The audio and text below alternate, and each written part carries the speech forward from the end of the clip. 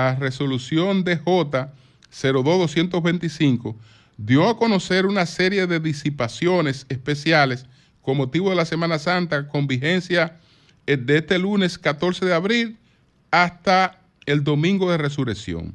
Entre las regulaciones especiales dadas a conocer destacan que se dispone que la venta, expendio, consumo de bebidas alcohólicas en actividades complementarias como parques acuáticos o temáticos estará permitida de manera controlada durante el día y quedará prohibida de 6 de la madrugada a 6 de la mañana. La resolución prohíbe la venta de expendio ambulante de bebidas alcohólicas, el establecimiento de casas de campaña, el uso de carritos de golf por menores de edad, motocicletas, four wheel, vehículos de motor, jet ski, entre otras cosas. La normativa emitida por Turismo dispone el cierre diario de las playas a las 6 de la tarde y se abrirán de nuevo a las 6 de la mañana. El uso y una serie de cosas, y ya sabemos que por otra parte que Interior ha prohibido los grandes espectáculos, etcétera, etcétera. Se han tomado una serie de medidas que vamos a apoyarla en función de que el país vive una situación de duelo. Ok. Pero fíjense que ninguna de esas restricciones guarda relación con lo que se ha metido en el imaginario de la gente desde que ocurrió la tragedia del Jet Set. ¿Qué es lo que se ha metido en el imaginario de la gente? Que hubo alguna suerte de falla estructural y que probablemente eso se haya producido por negligencia. Yo le voy a sugerir también, y voy a hablar de otras posibilidades, o sugerirla más o menos, y ojalá que la investigación la descarte. Lo que quiero establecer es que ninguna de esas medidas se asocian con el tema de la tragedia del Jet Set. En una playa no se va a producir una falla estructural. En un concierto la gente está al aire libre. Y esas actividades se han llevado a cabo siempre, las autoridades han emprendido sus regulaciones, etcétera, etcétera, etcétera. Fíjense que las restricciones no van en la onda de lo que está en el imaginario de la gente. No va en esa onda.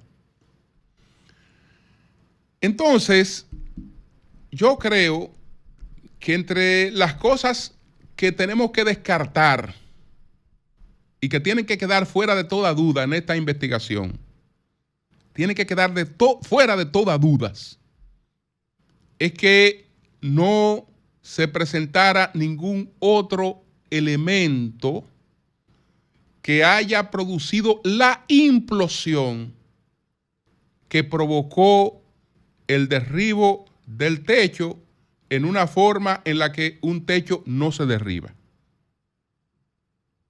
Es decir, estamos hablando que ese techo se derribó de una forma en la que una falla estructural no derriba un techo consolidado. Porque un techo que está en fase reciente se ha derribado, pero ya después de un techo estructurado que puede presentar alguna situación por falla estructural, no tiene ese tipo de derribo. Ahora se le ha prestado un poquito más de atención a algo que han dicho algunos sobrevivientes. Entre ellos está la propia hija de Ruby Pérez, que han hablado de una implosión e inmediatamente después de la implosión hubo el derribo precipitado al mismo tiempo de toda la estructura. La investigación tiene que descartar cualquier elemento que haya inducido a eso. Cualquier elemento intencional me refiero. Intencional me refiero. ¿Por qué? Porque nosotros tenemos cosas pendientes. Nosotros tenemos cosas pendientes.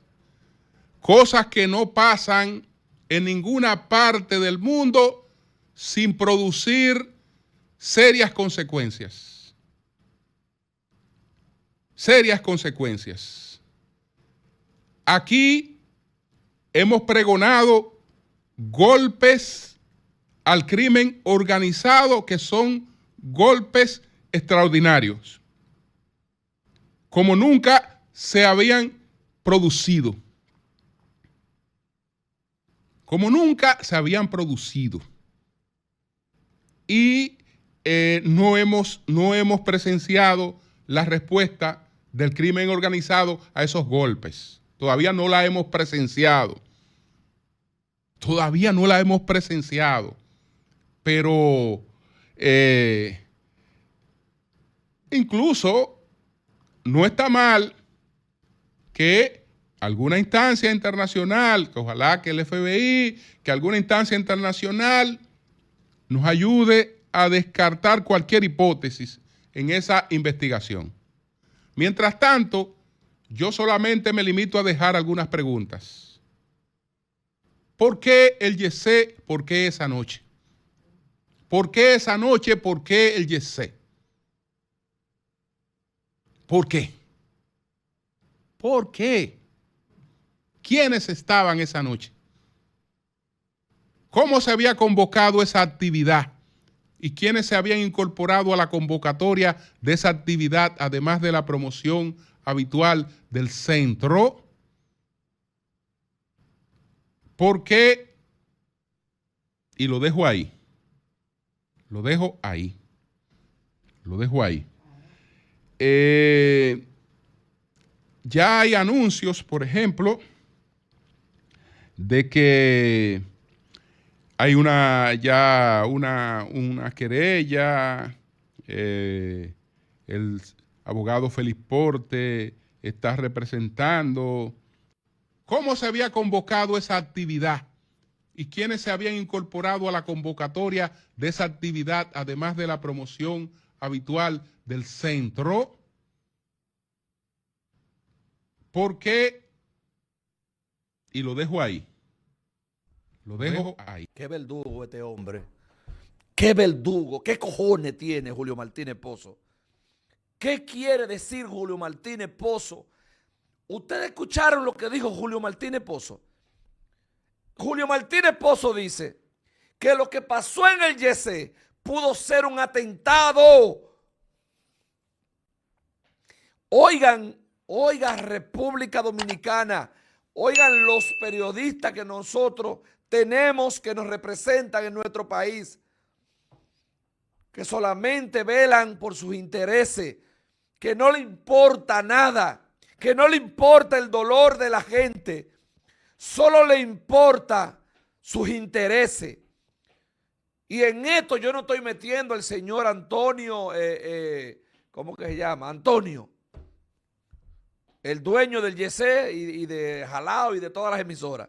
Yo no lo estoy metiendo en esto, porque eso yo se lo dejo a la justicia. La justicia es la que sabe si le toca y no le toca. Yo no soy juez.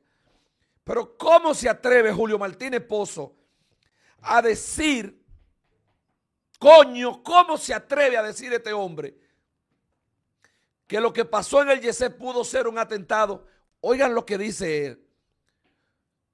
¿Por qué ese día? ¿Quién cuadró esa fiesta? Julio Martínez Pozo, baboso, que yo no quiero faltarte respeto. Esa fiesta se hace todos los lunes. Esa fiesta es todos los lunes se hacían.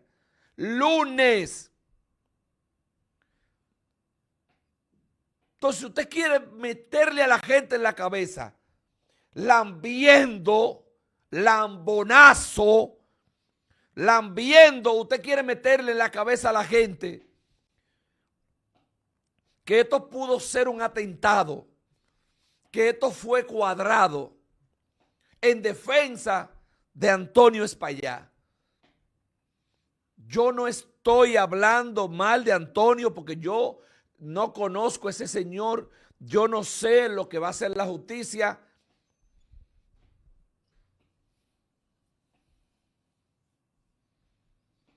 Pero señores, miren la impotencia que yo siento al ver a este señor diciendo que lo que pasó ahí pudo ser un atentado y comparando una cosa con otra, hablando del crimen organizado, que por qué no se ha resuelto esto. Pero señor, ¿qué tiene que ver? Cuando una gente cambia, mezcla un tema, una vaina con otra, a mí se me enfogó. Le va a quedar chiquito Martínez Pozo. Oiga, yo le voy a decir una cosa a usted. Respeten, por favor. El hombre y los medios de comunicación debemos de respetar, Sí, que hombre. estamos en los medios de comunicación de este país. Porque está bien que usted quiera armar cualquier hipótesis, que usted quiera defender a Antonio, a quien usted quiera.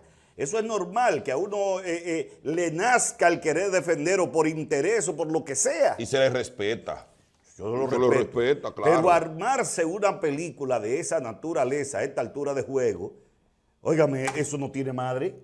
Yo no sé a dónde carajo es que vamos a llegar en este país. Póngalo en contexto al público para que la gente sepa, el que no se ha enterado de Ay, y la gente- de la nueva teoría. Si hay gente que no se ha enterado, que se Mire, va a enterar ahora. El buque insignia de El Sol de la Mañana, el señor Julio Martínez Pozo, hoy suelta la hipótesis, así lo denomina, de que pudo haber sido un atentado lo ocurrido en el Yexet.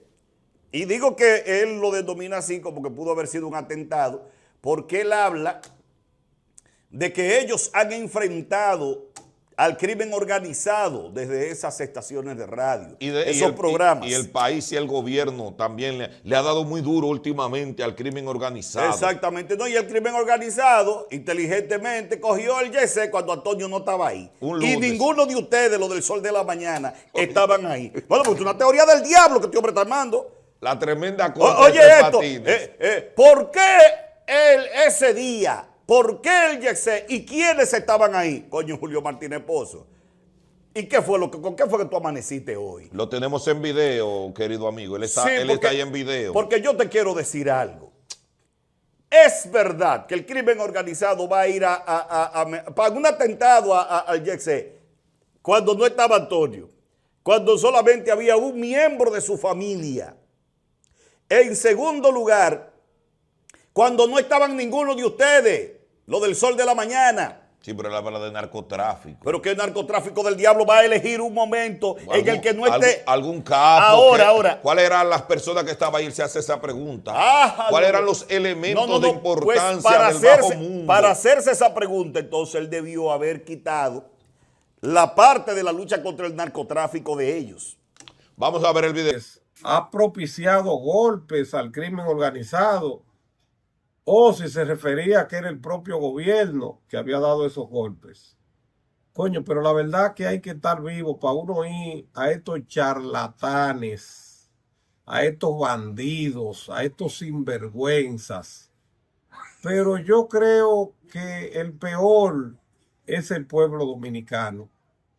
Un pueblo dominicano, coño, en su inmensa mayoría ignorante y pendejo, que se le olvida quién era Martínez Pozo antes de la guerra de sacar al PLD en el 2020 del poder, y que hoy todavía le permite a Martínez Pozo y a otras bocinas como él tener incidencia en este país. Martínez Pozo le duele su bolsillo porque en Sol él es socio de RCC Media, entiéndase, de Antonio Espaillat, y maneja un medio con una credibilidad rasante con el suelo. Que no sé, a Martínez Pozo nada más lo ven los PLDistas, a Martínez y algunos. A Martínez Pozo no le cree nadie, pero a todos los que están con él. Pero ahora, con esta desfachatez, con esta intención aviesa, malsana, de que Antonio Espaillat no tenga problemas con esos 231 muertos contados y el pueblo dominicano en su cabeza con alrededor de 400. Ahora pudiese ser que en la República Dominicana, por primera vez en la historia, el terrorismo de grupos delincuenciales del crimen organizado hayan actuado, hayan volado un techo para provocar decenas, centenas, cientos de muertos para perjudicar a Antonio Espaillat y a RCC Media. Cuando nosotros vemos la manipulación de la escena del crimen, de la escena de la catástrofe, cuando nosotros vemos la manipulación de las actas de defunción, donde elementos claves no constan en ella, como sobre todo el lugar donde se ocasionó la tragedia, el lugar exacto donde murieron las personas. Noticia de última hora, está sucediendo algo muy turbio con las actas de defunción que le dieron a los familiares de las víctimas del colapso del Jet Set. Señores, no está apareciendo por ningún lado que ellos perdieron la vida en el colapso en el Jet Set como tal. Noticia SIN tuvo acceso a 2 actas de defunción que dejaban en blanco el punto 16 del certificado de defunción, el cual recoge la información del lugar de la muerte. El punto 17, que pide la dirección de la muerte, se dice que ocurre en el kilómetro 6 de la Avenida Independencia, en el sector El Portal, pero no menciona la discoteca Jet Set. O sea, el nombre de Jet Set no aparece por parte. El Jet Set tiene como dirección el kilómetro 6 de la Avenida Independencia, Plaza El Portal. Señores, yo no sé a dónde esto va a llegar o esto va a quedar, pero esto está sumamente turbio, esto está sumamente raro. A raíz de toda esta situación, señores, de la forma en cómo ellos llenaron este formulario de esta acta de defunción, los familiares temen que este error puede hacer que cualquier proceso legal se vea afectado por este errorcito que ellos cometieron. ¿Qué ustedes creen de esta situación a este punto? Porque ya a mí todo no me parece, como que no funciona, como que estoy viendo demasiadas cosas raras. Sabemos que hay una conspiración en cierne y que el presidente Luis Abinader es responsable y socio de esta conspiración. Ustedes ven cómo recientemente el abogado Jorge Luis Polanco, uno de los mejores abogados con que cuenta la República Dominicana, pero abogado personal de Luis Abinader, un abogado que sin dar un golpe de nada, posiblemente tenga asegurado miles de millones de pesos, porque fue por decreto elegido por Luis Abinader como el jefe de un equipo recaudador, que no hizo nada, por lo menos nada bueno, pero que de los 5,000 o 6,000 millones que se habrán recuperado, habría que darle un 25%. Amén de cosas que en algún momento van a tener que aclararse. Cuando el presidente de la República le facilita a su abogado de cabecera, su hombre de confianza, Antonio Espaillat, y permite que en el INASIF estén violentando los datos, por no decir falseando, de las actas de defunción, cuando ustedes ven que los materiales, los escombros, son esparcidos en zonas tan distantes como Santiago de los Caballeros, y después que se descubren allá, se pierden desde Santiago, pensar que podrían poner rastros de explosivos, como había sugerido mucha gente, en esos escombros para tratar de alegar un ataque terrorista, yo creo que le haría más daño, y llamo a la sensatez de Luis Abinader, porque esta descabellada decisión le haría más daño al país, a la República Dominicana en sí, y al gobierno que reconocer la verdad, que la negligencia fue el detonante de esta desgracia. Le doy un dato. Ustedes han visto la inacción de la Procuraduría General de la República, encabezada por Jenny Berenice Reynoso. ¿Qué le dije? Que le advertí que Jenny Berenice Reynoso de independiente no tenía nada. Pues le doy otro dato ahora. Jorge Luis Polanco, desde que el presidente Luis Abinader Corona asumió el poder en agosto del 2020, ha sido el jefe absoluto de la Procuraduría General de la República. Entiéndase, jefe absoluto de Miriam Germán cuando fue procuradora y de Jenny Berenice cuando dirigió la persecución. Jorge Luis Polanco es jefe supremo de la Procuraduría General de la República, cargo que él le ha rechazado a Luis Abinader porque él es muy inteligente y entiende que con estos casos fortuitos y muchos que ellos visualizan obtienen más beneficios económicos sin responsabilidad, entre comillas, porque en algún momento vendrá la responsabilidad que ocupando la Procuraduría General de la República.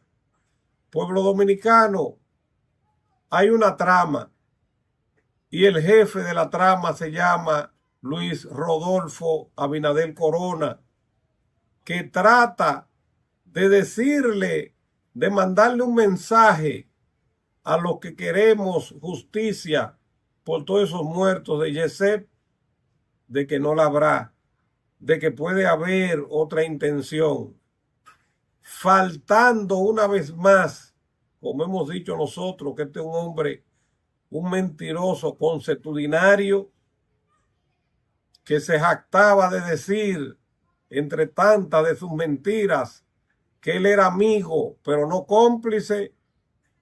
Él es más cómplice de sus amigos que delinquen que cualquier otro presidente. Jorge Luis Polanco viene a darle la puñalada por la espalda a las acciones legales que va o que deben de venir de esta tragedia de Yesep. Está en el pueblo dominicano que se lo permitamos. Está en familias de renombre, bien encumbradas económicamente, que se lo permitan a costa de su propia sangre, de su propio dolor. Dominicanos, mantengámonos unidos, mantengámonos enterados, alerta, para que Luis Abinader Corona y sus amigos no salgan o no se salgan con la suya en esta tragedia que se llevó, mal contada, la vida de casi 300 dominicanos de una manera horrorosa. Aquí debe haber consecuencias penales graves, amén de que también se estén manipulando para ocultar las propiedades supuestamente de Antonio Espaillat, para no perjudicar a socios de Antonio Espaillat que son socios del presidente Luis Abinader Corona. Dominicano, miércoles santo, sigue en oración, pero mantente alerta, porque el lunes, después de Semana Santa, tomaremos la determinación, dependiendo la actitud del gobierno y del Ministerio Público, de salir a las calles para decirle al gobierno de Luis Abinader que no le tenemos miedo y que no le vamos a permitir que esos 300 muertos o más queden en la impunidad. Antonio Espaillat debe estar preso. Antonio Espaillat deben ser hoy intervenidos todos sus recursos. Antonio Espaillat le deben ser cerradas todas sus emisoras, canales y periódicos para que no sigan manipulando con mentiras perversas una realidad desastrosa, una realidad que hoy todavía sangra a borbotones del pecho, del corazón de cada dominicano de buena intención.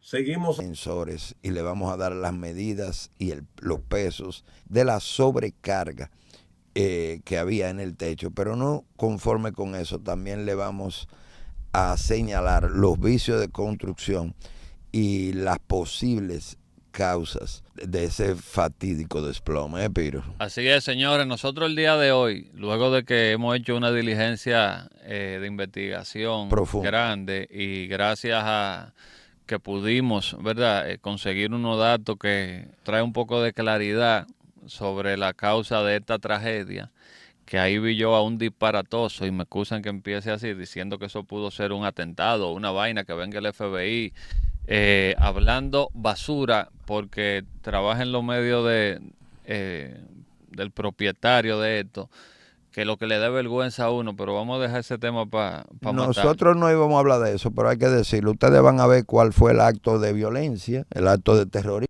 por venganza, ¿verdad?, que él menciona, porque eso es lo que él deja dicho entre palabras. Eso fue lo que yo entendí oyéndolo, tú ves, que ellos han hecho muchas denuncias serias y que iba a dejar 2 preguntas, tú ves. Exacto. ¿Por qué? Entonces, ¿por qué en un lunes? Señores, le vamos a poner en pantalla el levantamiento que tenemos con la medida exacta del techo de Jet Set antes de desplomarse, con la medida exacta de cada caseta, de cada compresor de aire que estaba afuera, de los equipos de aire acondicionado que estaban ahí. Hicimos también una diligencia de investigación con profesionales del área de la refrigeración para estimar un peso para esos aires. Y aparte del peso de los aires, el peso de los finos que se fueron tirando en base a una imagen que se divulgó en la prensa cuando cae el techo, que eso salió en CDN, cuando cae el techo, que se ven las diferentes capas de fino grueso, algunos más finos, otros más gruesos. Cada vez, mientras más arriba, más grueso. Lo que indica que el problema era más grande y más grande, y por eso tiraban unos finos más gruesos, que es la única razón por la que tú vas a tirar un fino más grueso. Mal tirado, porque no se ve ningún tipo de varilla ni de acero, se ve hecho a la brigandina de manera artesanal. Entendemos que tiene que ver con toda esta situación que pasó, pero en pantalla ya le vamos a poner algo que no sabía nadie, no se había revelado, no se conocía, y que entendemos que es de interés público saber qué había en ese techo. Y cuando ustedes vean, señores, la totalidad del peso de sobrecarga que estaba teniendo ese peso, ustedes van a decir, pero aquí fue. Esto es, aparte, señores, de la entrada de los ductos, que según dicen profesionales, el tipo de viga que hay eran las postensadas, que tienen unos cables que se aprietan, que hacen el juego de varilla y viga de amarre, al ello cortar para meter los ductos, que ustedes lo van a ver más adelante. Esto de acuerdo a opiniones de profesionales de cada área. Aquí tenemos esta imagen con la medida del techo y la medida de todo lo que hay ahí.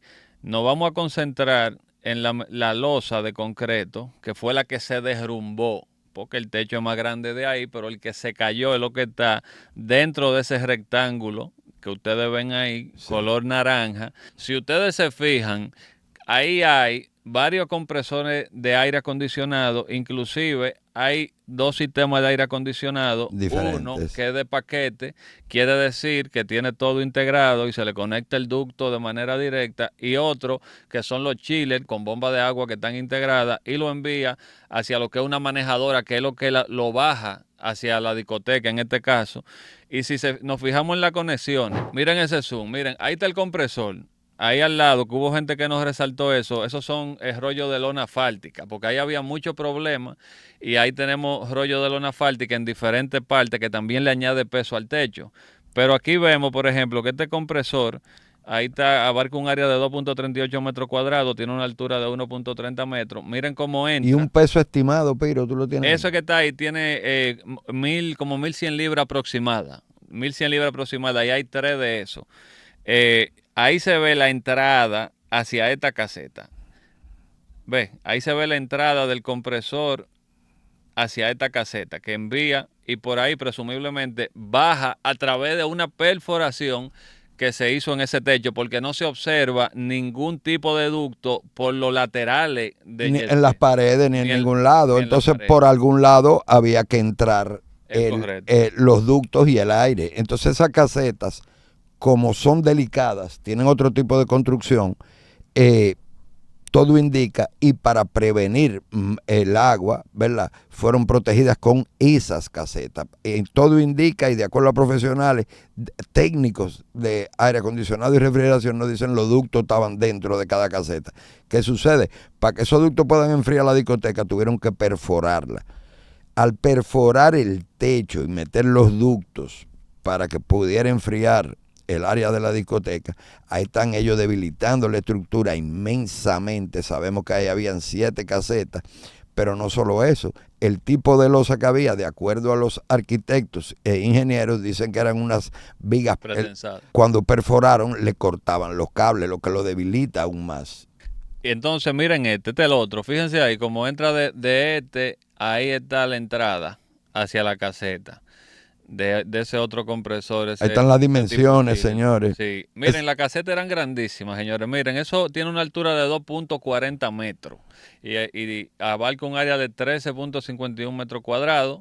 Y vemos aquí la otra que es un poquito más pequeña. Fíjense que en este compresor, pero más alta, esta tiene 3 metros de altura y un área de 12 metros. Ese es más alto, exacto. Este compresor tipo paquete, que ahí está todo integrado, fíjense que se le conecta el ducto directo y parece que ahí había una gran condensación. Mírala ahí. Mira cómo se ve todo el agua y todo, que es el enemigo número 1 del concreto y de las varillas y de los cables que llevan por dentro las vigas. Eso la va pudriendo y la va debilitando. Y si tú te fijas, aquí se le hizo un trabajo de lona asfáltica más reciente. Mírate este lado, el lado que está aquí abajo, hay un trabajo de lona asfáltica más reciente, que este viene siendo el lado que da hacia la Independencia, a donde según el análisis que se ha hecho, que vimos un ingeniero norteamericano que hizo un gran análisis, luego Univisión trató de recrear los hechos. Al parecer, según esa versión, el techo habría empezado a ceder por esa parte, que es la que tiene el trabajo más reciente de lona asfáltica y tiene más humedad.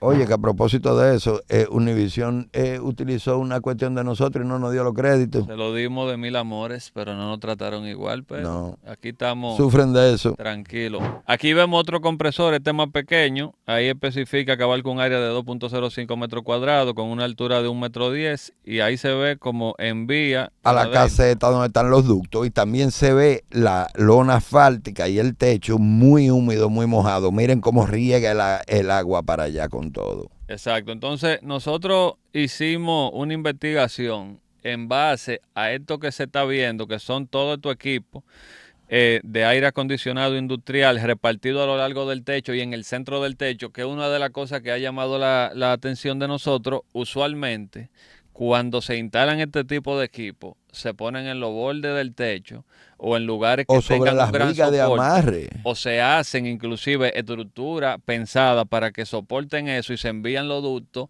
por las paredes, no así como ellos lo metieron. Entonces, fruto a esto que vimos, averiguamos el peso aproximado de los equipos exclusivamente y sobrepasa un estimado de las 8,000 libras. Solamente los equipos de aire acondicionado, súmenle que eso no estaba hecho para que rompan ese techo. Y que no solo son el peso muerto de 8,000 libras, porque hay 2 tipos de carga, ¿verdad? De acuerdo a los profesionales, la carga pasiva, la carga activa. La carga activa es este tipo de equipos que prendidos vibra. Vibra muchísimo. Vibra mucho, lo cual afecta también la estructura. Súmale también los tinacos, que por donde se dio el techo es que están ubicados los tinacos, que aquí abajo, donde la teoría, ¿verdad?, de que se dio por este lado el techo.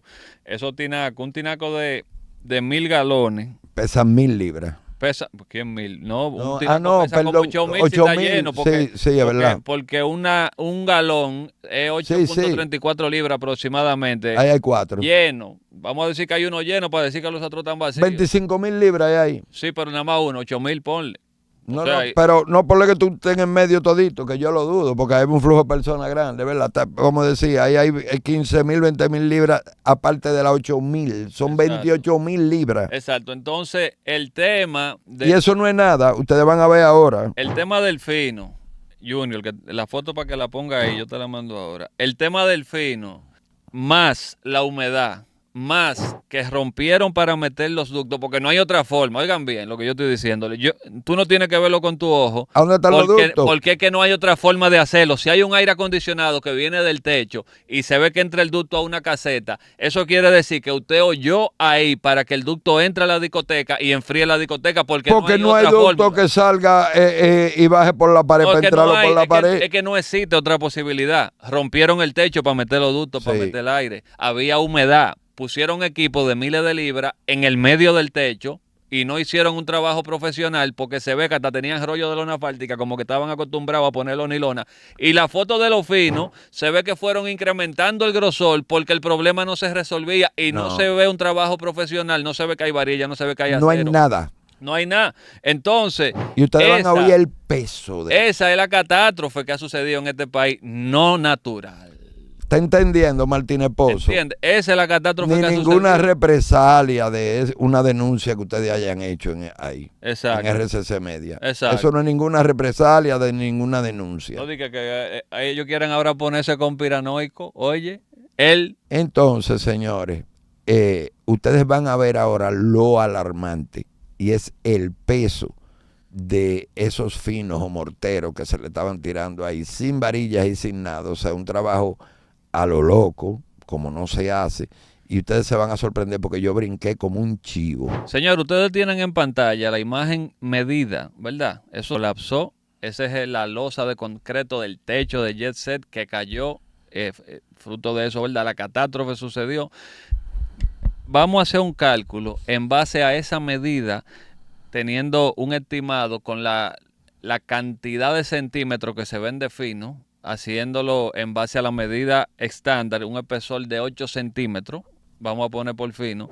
En ese techo se estima que por cada fino que se vació se le colocó alrededor de 28.37 metros cúbicos de mortero.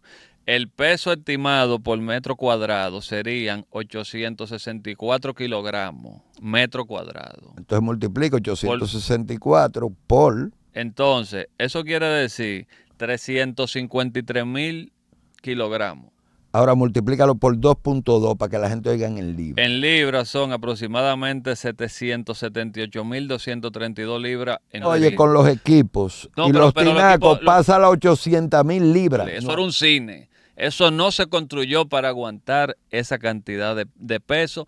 Eso no se construyó para que le tiren todo eso fino. Eso no se construyó para que le oyen el techo con todos esos equipos que estén arriba. Eso no se construyó para que se hagan unos trabajos que lo barato sale caro, de una manera poco profesional, y me excusan que no es ni siquiera criticando a la persona que hacían los trabajos, porque no sé en qué situación se dio todo esto. Ahora sí, cuando se fue a hacer ese trabajo, el que decidió que eso se hiciera así es un verdugazo, y el que administra el local y los dueños son más verdugos todavía, porque nada más de verlo le da grima a uno. Señores, pone a disposición de la procuradora del Distrito Nacional, de la fiscal del Distrito Nacional, la señora Rosalba Ramos.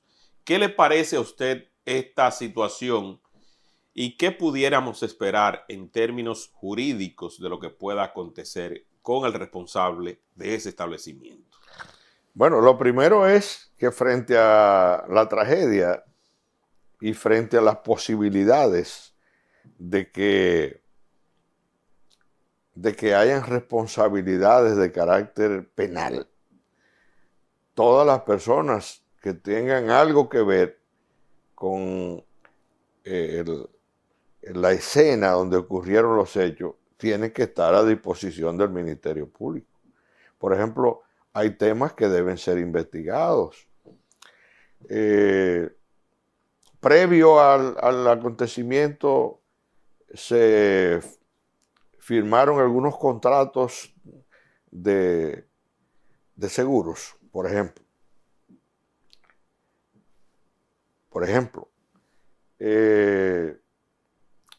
Ocurrieron algunos eventos ese día que pueden ser certificados por los bomberos, por la defensa civil.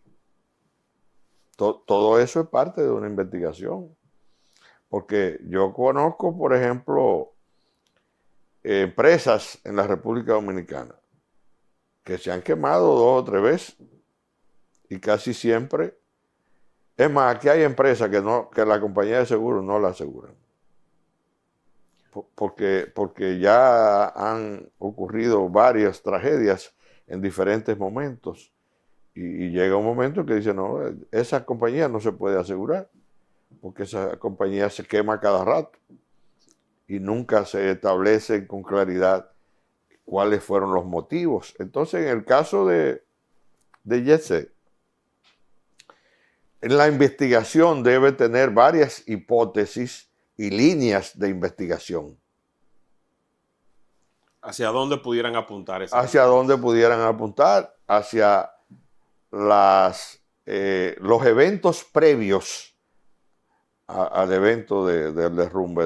Del derrumbe. Por ejemplo, se ha especulado, se ha dicho, lo cual debe certificar la justicia, de que había desprendimiento, de que semanas antes incluso una joven sube un video donde le cayó en la cabeza justamente un pedazo de esos escombros y que ella pues entonces muestra que realmente estaba allí. Tenemos un testimonio del mismo Sergio Vargas, tenemos también los videos donde se ve que ciertamente hubo un desprendimiento y luego de ese desprendimiento entonces el colapso total del cual a través de las informaciones hemos sido pues testigos. ¿En qué se combina el homicidio involuntario en la parte penal para juzgar a Antonio Espaillat? Bueno, ¿cómo se conjuga, mejor dicho? No, el homicidio involuntario tiene que ver con una voluntad. Por ejemplo, tú prendes un vehículo y sales hacia la calle, tú no pretendes, tú no tienes la intención de tener un accidente, una colisión, matar a alguien con tu vehículo, pero sí hay que establecer que el vehículo es un medio que puede provocar la muerte. Entonces, ya si con ese vehículo tú atropellas a alguien y esa persona muere, sí hay un homicidio involuntario. En el caso de la especie de los bienes inanimados, por ejemplo, un letrero que tú tienes frente a tu casa, donde tú anuncias tu programa, tú anuncias tu medio, ese letrero viene un ventarrón, lo despega y ese letrero le cae encima a una persona y lo mata, no puede haber homicidio involuntario. Ahí lo que hay es una responsabilidad por la cosa inanimada, una responsabilidad de carácter civil. Sí. En el caso de la especie, yo entiendo